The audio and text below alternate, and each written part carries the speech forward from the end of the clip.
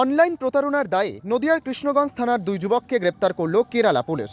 এদের মধ্যে রয়েছে বিজেপির এক যুব নেতাও। পুলিশ সূত্রে খবর, কৃষ্ণগঞ্জ থানার দুর্গাপুর ও চন্দননগর কালীতলা থেকে লিঙ্কন বিশ্বাস ও আশিস বিশ্বাস নামে দুজনকে গ্রেপ্তার করে।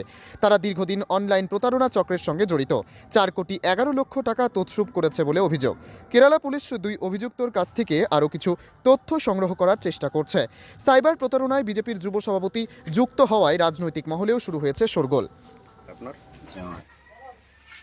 কোথায় গেছে লিঙ্কন?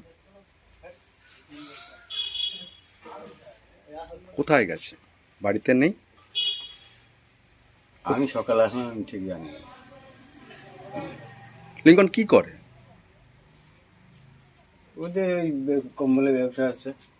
ও আচ্ছা। আর কোনো দলের বিজেপির কোনো পদে আছে? সে ততটা আমি জানি না। তো কোথায় গেছে সেটাও জানেন না? সকালে আমি আসলাম আর কি, ভোরবেলা। সকালে এসে দেখেননি? কিছু জানেনও না? শুনলাম আমি সকালে এসে ধরে কি শুনলেন? ধরে নিয়ে গিয়ে সকালে রাত্রি শুনলাম এই। কেন ধরে নিয়ে গেছে কিছু জানেন? না, ততটা জানি না। আমি ওই কাজটা ধরেন করি, আমিও এই কাজ করি।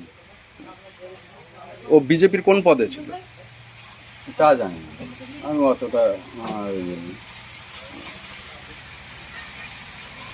আপনার বাড়ি? আমার শূন্যবাস। আপনার নাম? সাধন বাড়ি।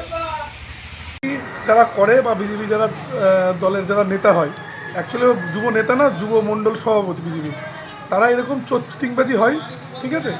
আর ওকে দীর্ঘদিন যাবৎ আমরা দেখি, আমাদের এই এলাকার ছেলে, হট করে দেখি তার একটা বিশাল কিছু ব্যাপার, বিশাল বড় বড় ব্যাপার, ঠিক আছে। তা এলাকার মানুষজন অনেক দিন ধরেই এই জিনিসটা নিয়ে সন্দেহের চোখে দেখতো, যে হট করে কেউ একতলা থেকে যদি কেউ 100 তলায় উঠে যায়, তাহলে মানুষের এটা সন্দেহ লাগবেই। তা সেই মোতাবেক দেখলাম যে কেরল পুলিশ এলো, অ্যারেস্ট করলো। এবং এর কী কারণে করলো, তার কারণ হচ্ছে বিভিন্ন গরিব মানুষের এর সাথে জোচ্চুরি জালিয়াতি করে ফোনের মাধ্যমে তাদের অ্যাকাউন্টের টাকা নিজের অ্যাকাউন্টে নিয়েছে। এইভাবে সে অ্যারেস্ট হলো।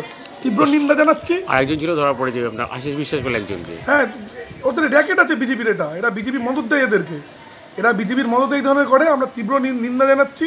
আমাদের লজ্জা এরা যেটা আমাদের এই রাজনীতির সমাজসেবার আঙিনায় এরা রয়েছে বলে। আপনার পরিচয়? শুভদীপ সরকার, সভাপতি, কৃষ্ণগঞ্জ ব্লক তৃণমূল যুব কংগ্রেস।